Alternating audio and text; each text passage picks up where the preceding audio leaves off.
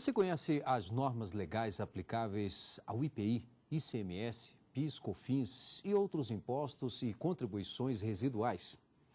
O doutor em Direito Econômico e Financeiro pela Universidade de São Paulo, André Mendes Moreira, fez um estudo sobre o tema e deu destaque ao princípio da não cumulatividade tributária.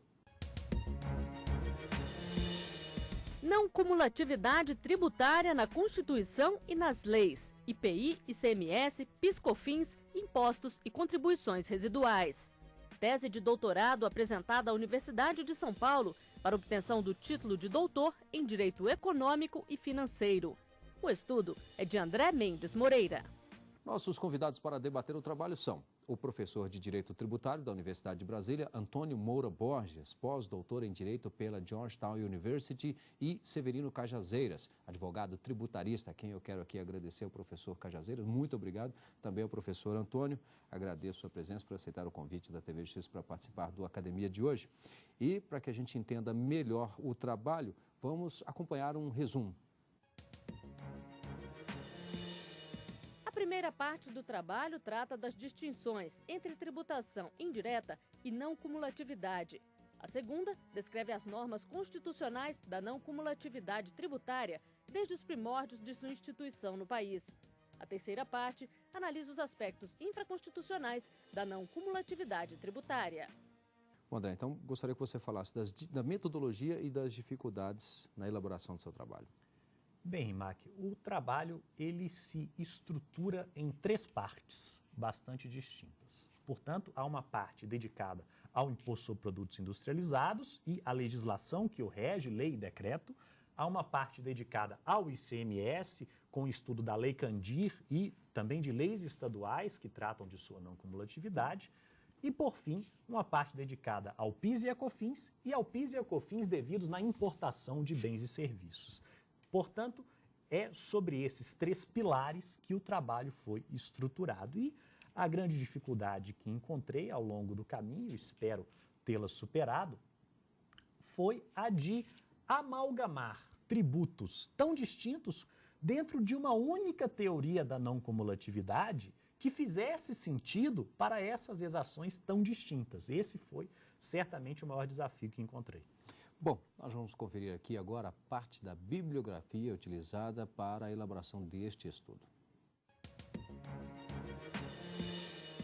Direito Tributário Brasileiro, autor Aliomar Baleeiro, editora Forense. Curso de Direito Tributário Brasileiro, autor Sacha Calmon Navarro Coelho, editora Forense. Direito Tributário, Linguagem e Método, autor Paulo de Barros Carvalho, editora Noeses. Bom, André, de que forma cada uma dessas obras contribuiu para a elaboração do seu estudo? A contribuição foi decisiva até pela minha própria história acadêmica. O curso de Direito Tributário do professor Sacha Calmon, que foi meu orientador no mestrado, trouxe as bases teóricas e também a própria estruturação que utilizei para a minha obra. O curso dele é dividido em 3 partes bastante distintas e que, ao mesmo tempo, se complementam. Uma parte de teoria geral do direito tributário, uma segunda parte de direito tributário constitucional e uma terceira parte de direito tributário infraconstitucional, sempre permeado pela jurisprudência. O professor Sacha sempre diz que o direito e o útil são uma só e a mesma coisa. Essa técnica não é nova. Na verdade, em um estudo feito por Adam Smith, o autor chega à conclusão de que uma das causas para o declínio do Império Espanhol foi a cobrança de um tributo plurifásico cumulativo intitulado alcabala, com alíquota de 14%, que incidia sobre toda venda de mercadoria. Como era uma tributação elevada, que a cada venda, a cada operação incidia, isso incentivou a sonegação, incentivou a informalidade e desincentivou a livre organização empresarial.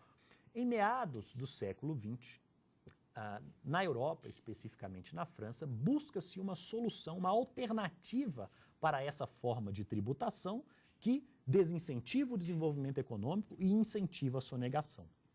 E o francês Maurice Loret, que era então chefe da administração tributária da França, sai-se com a proposta do chamado Imposto sobre Valor Agregado, que se funda exatamente na não cumulatividade tributária e tem a seguinte premissa: o tributo continua sendo cobrado em cada etapa de circulação da mercadoria. Em cada venda há a incidência do tributo. Porém, toda vez que o tributo for pago, o vendedor terá o direito de se creditar, de compensar daquele valor a pagar o tributo que foi pago na etapa anterior. Essa ideia permite que o agente econômico repasse para o adquirente o custo do tributo. Eu estou vendendo uma mercadoria e o tributo incidente destacado em nota fiscal é de 20. Eu estou repassando esses 20 no preço de venda da mercadoria. E, ao mesmo tempo, eu não recolho os 20, eu recolho 10, 12, 18, dependendo de quanto a pessoa que me vendeu aquele bem recolheu. Assim, eu me recupero do imposto que eu suportei e repasso para frente aquele imposto que eu tenho que pagar. Isso permite a obtenção da chamada neutralidade tributária. E ainda dá a César o que é de César. Dando a César o que é de César, dando ao fisco o que é do fisco, não onerando os agentes econômicos, que se tornam apenas agentes arrecadadores do fisco, e fazendo o tributo, que é sobre o consumo, recair sobre o consumidor final, que é quem deve arcar com ele. Se eu decido comprar uma mercadoria, eu tenho que saber que sobre aquela mercadoria existe um tributo sobre o consumo, então haverá no preço da mercadoria um determinado percentual que eu pago e que os agentes vendedores, os agentes econômicos recolhem para o fisco paulatinamente, fracionadamente, ao longo de toda a cadeia produtiva.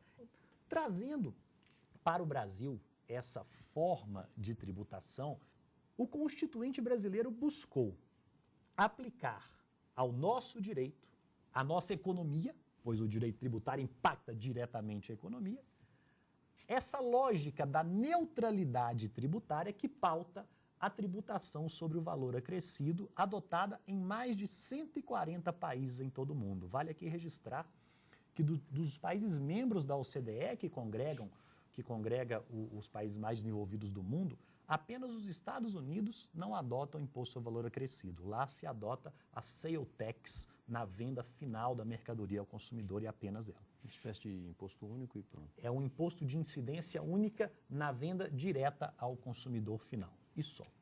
Qual é a grande vantagem da tributação sobre valor acrescido, além da neutralidade? E além de se fazer com que cada agente econômico pague um pouco ao fisco e vá se recuperando do montante nas suas vendas. A vantagem é que o fisco ganha muitos aliados no seu agir fiscalizatório. Por quê? Se no imposto plurifásico cumulativo a sonegação do vendedor era interessante para o comprador, pois o comprador teria que pagar o tributo pelo valor da sua venda e não teria direito a nenhum abatimento. No imposto plurifásico não cumulativo, sob a ótica da não cumulatividade tributária, o comprador quer a nota fiscal do vendedor. Por quê?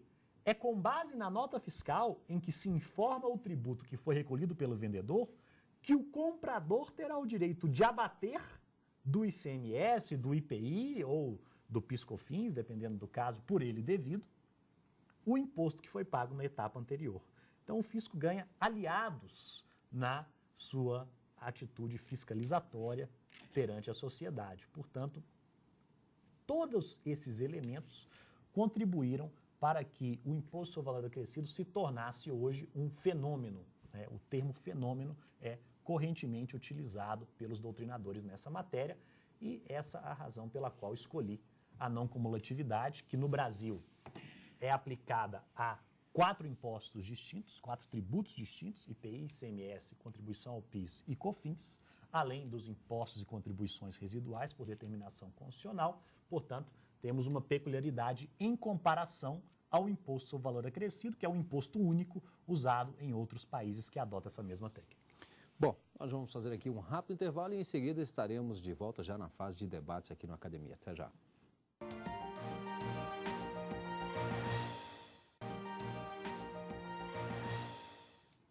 Estamos de volta com o Academia, hoje debatendo a tese de doutorado de André Mendes Moreira, apresentada à Universidade de São Paulo para a obtenção do título de doutor em Direito Tributário. O estudo destaca a não cumulatividade dos tributos.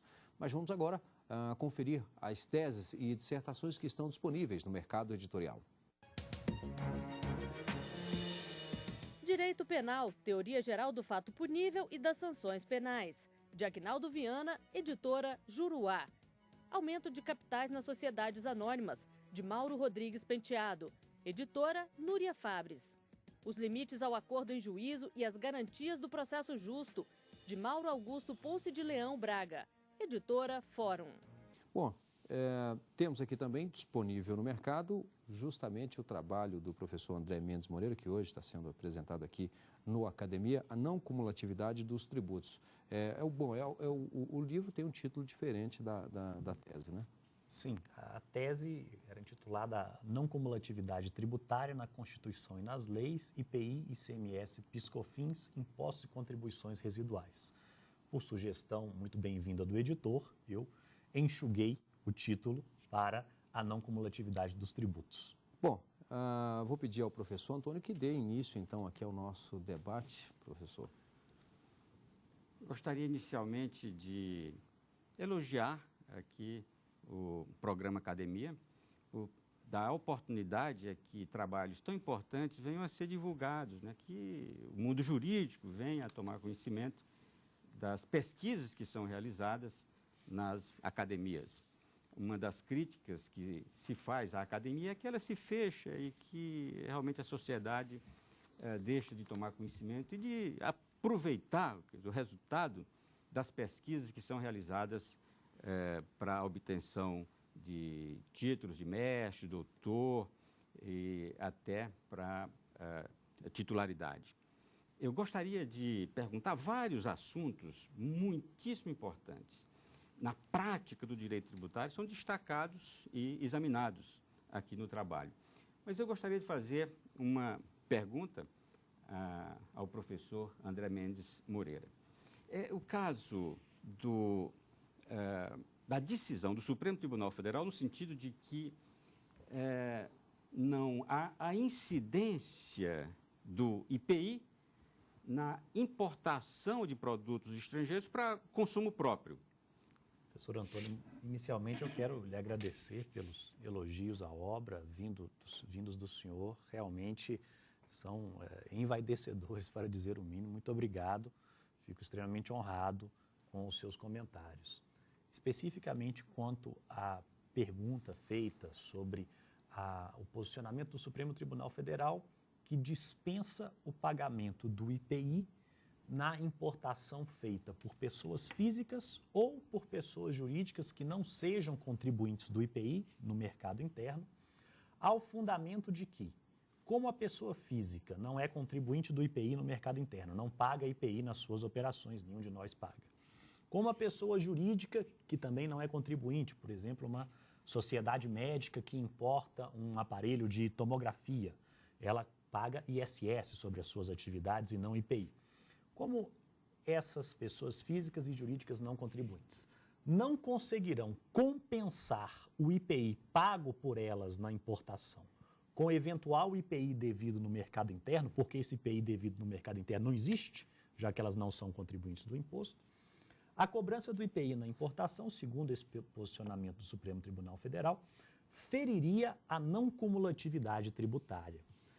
Com todo respeito, do ponto de vista técnico, não me parece que essa decisão esteja correta por uma razão singela.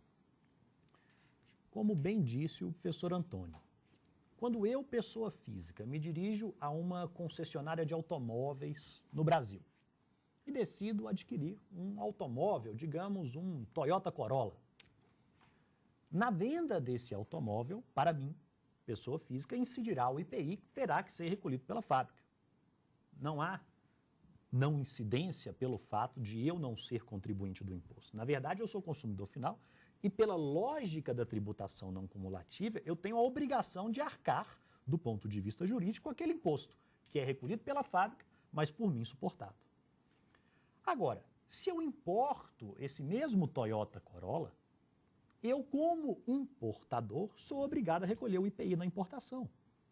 Essa é uma regra que visa a tratar de modo equânime, de forma isonômica, os bens nacionais e os bens estrangeiros. Se o nacional paga IPI, se o nacional paga ICMS, se o nacional paga PIS e COFINS, o estrangeiro terá que pagar, no momento do desembaraço aduaneiro, IPI, ICMS e PIS e COFINS devidos na importação. Essa regra nivela o bem estrangeiro e o nacional. Na verdade, o único tributo que se presta a desequiparar do ponto de vista tributário o bem estrangeiro e o nacional é o imposto de importação. Esse sim é tributo para controle do comércio exterior. Está havendo excesso de importação de determinado produto de determinado país, temos que proteger a indústria nacional, eleve-se o imposto de importação, que pode ser feito por decreto, inclusive. Mas esses demais tributos, tanto o IPI como o ICMS, como o PIS e a COFINS, que incidem na importação, têm que ser suportados pelo importador, caso o importador não seja contribuinte desses tributos no mercado interno, seja o IPI, seja o ICMS, seja o PIS e a COFINS. Por quê? Se eu, como pessoa física, suporto o IPI na compra de um bem no Brasil, por que motivo eu, pessoa física, ao importar um bem idêntico ou semelhante de outro país, não pagaria o IPI? O IPI é feito para ser suportado pelo consumidor final. Se o consumidor final é o importador, que não é revendedor desse produto no mercado interno, é ele que deve suportar o tributo e, portanto, não me parece que seja acertado, com todo respeito, claro, o posicionamento que já existe há muitos anos de que não é devido o IPI na importação realizada por pessoas físicas ou por pessoas jurídicas não contribuintes do imposto. Me parece que, ao contrário, a sua exigência é que possibilita a implementação plena da não cumulatividade tributária como tributo que visa atingir o consumidor final. Bem, professor Antônio, professor Cajazeiras, Severino Cajazeiras, que inclusive é professor da UPS, a UDF, também o IESB e vice-presidente, como aqui dito, da OAB na seccional Distrito Federal. É uma honra muito grande me dirigir e estar participando de um debate tão importante para a academia, de maneira geral, como é o debate sobre a não cumulatividade dos tributos. É bom quando a gente fala de uma coisa que a gente acredita. A boca fala daquilo que o coração está cheio, né? Diz a Bíblia, né? Então, é muito bom quando a gente fala de um tema. E eu quero parabenizar o doutor André pela excelente iniciativa de abordar um tema de relevante interesse, não só para a comunidade acadêmica, como também para a sociedade, para a economia de maneira geral. Por quê? Porque a não cumulatividade, ela está presente em todos os momentos, em todos os segmentos da economia nacional. E é por isso que eu pergunto por que que outras atividades que são incluídas no processo de produção, insumos que são incluídos no processo de produção, não são descontados, abatidos no IPI, quando o produto industrializado, no ICMS, quando o produto comercializado. Eu queria ouvir a opinião de Vossa Excelência com relação a essas proibições que às vezes a legislação infraconstitucional traz, porque eu quero crer que o Constituinte, quando ele incluiu que o IPI e o ICMS eram não cumulativos, ele quis que o produto chegasse mais barato ao consumidor final. E não são todos os insumos, todos os produtos que incidem na cadeia produtiva que são permitidas essa não cumulatividade. Caro professor Severino Cajazeiras, meu vice-presidente da OAB do Distrito Federal, professor, acadêmico, advogado, primeiramente, muito obrigado pelos elogios feitos à obra, que eu tomo como um grande mérito da obra a partir de hoje, agradeço-lhe penhoradamente. E em relação ao seu questionamento sobre o alcance do direito ao crédito, a extensão da não cumulatividade no IPI, no ICMS, no PIS e COFINS. E a problemática surge por uma questão histórica. Quando a não cumulatividade foi instituída no Brasil por primeira vez, ela foi no Imposto sobre Consumo. E o IPI é, de acordo com a própria lei, o novo nome do Imposto sobre o Consumo. A lei que rege o IPI é a lei que regia o Imposto sobre o Consumo. Então é o mesmo imposto. Imposto devido pelo importador e pelo industrial.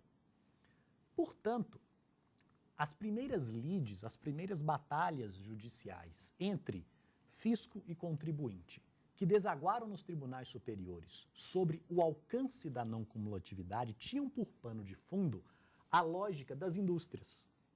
Discutia-se, então, se a matéria-prima, que é aquela que se agrega fisicamente ao produto final, como o minério de ferro na produção do aço, gera ou não gera crédito. Disse o Supremo, gera.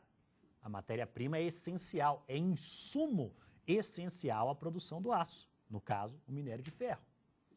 Discutia-se também se outros produtos consumidos no processo industrial gerariam ou não crédito, ainda que não se integrassem ao produto final, como era o caso, por exemplo, de produtos químicos aplicados na elaboração de compostos que eram jogados sobre o produto final, mas a ele não se integravam, né? Por exemplo, esses produtos que eram essenciais à produção do bem, que eram necessários, fundamentais para o processo industrial, mas que não se agregavam fisicamente ao produto final, foram também considerados insumos, chamados de bens intermediários. Então, a primeira construção jurisprudencial foi feita sobre o imposto de consumo e posteriormente sobre o IPI, no âmbito do Supremo Tribunal Federal, e chegou à seguinte conclusão: são insumos as matérias-primas e os chamados bens intermediários, que são aqueles bens essenciais ao processo produtivo, nele consumidos, mas que não integram fisicamente o produto final. E sendo insumos, existe o direito de crédito sobre essas aquisições. Porque a premissa da não cumulatividade é: se a compra foi feita para viabilizar a atividade empresarial, o contribuinte, o empresário, deve se creditar do imposto que incidiu nessa compra. Essa é a lógica, essa é a premissa da não cumulatividade. Sendo assim, criado para o IPI, o Instituto da Não Cumulatividade, o que houve? Houve a sua extensão para outros tributos que não são devidos apenas pelas indústrias, como o ICM, que era devido pelos comerciantes, não apenas pelos industriais. Só que essa lógica de permitir o crédito sobre insumos classificados como matérias-primas e produtos intermediários, olhando-se para a lógica industrial, permaneceu mesmo quando a não cumulatividade mudou de tributo. Portanto, o comerciante hoje, vamos dar um exemplo do supermercado, ele não pode, à luz do fisco, mas o STJ felizmente tem mudado essa lógica, ele não pode se creditar do ICMS que ele suporta na compra daquela sacolinha plástica que é entregue ao cliente para embalar os seus produtos no caixa do supermercado. Aquilo é um insumo do comerciante, aquilo é um bem essencial, necessário à sua atividade de supermercado. Mas como diz a jurisprudência, insumo é matéria-prima ou produto consumido no processo industrial, nega-se o crédito ao comerciante. Ora, mas a partir do momento em que eu transponho o tributo não cumulativo da lógica industrial para a lógica comercial, o direito ao crédito deve ser adaptado. Eu não digo nem ampliado. Óbvio que ele será ampliado ou restringido, mas ele tem que ser adaptado. E isso não ocorreu. A situação se agravou em 1988, quando acrescentou-se o S ao ICM, passando a exigir ICMS dos prestadores de serviços de comunicação e dos prestadores de serviço de transporte não municipal. Quando se transpõe para o PIS e para a COFINS, tributo sobre receita, todo empresário ofere receita, a empresa é criada para oferir receita. Essa lógica, nós não podemos nos prender à lógica industrial do IPI, à lógica comercial do ICMS ou de prestação de serviço do ICMS. A lógica agora é a seguinte: a despesa foi incorrida para gerar receita? Resposta: sim. Conclusão: deve haver crédito de PIS e COFINS. Bem, eu quero aqui agradecer e parabenizar o André Parabéns, André, Obrigado pelo você. trabalho. Também ao professor Antônio, ao professor Severino pela presença, nossos agradecimentos. E lembro que você pode participar do Academia. Para isso, basta enviar o seu trabalho para o endereço academia@stf.jus.br. Também é possível rever este programa no site da TV Justiça, www.tvjustiça.jus.br. Obrigado e até o próximo encontro.